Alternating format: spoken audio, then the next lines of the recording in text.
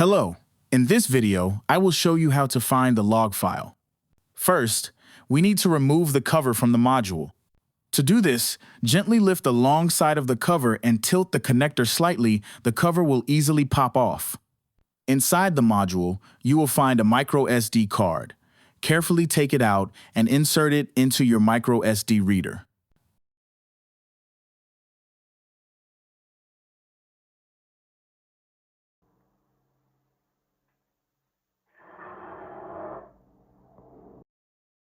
Then plug the reader with the card into your Windows computer. A new drive will appear. This is your memory card.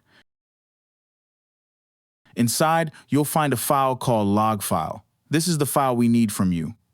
To send it, open your email. In this example, we use Gmail. Send email to orders@obdtune.com. Use the subject line. I have a problem with installation.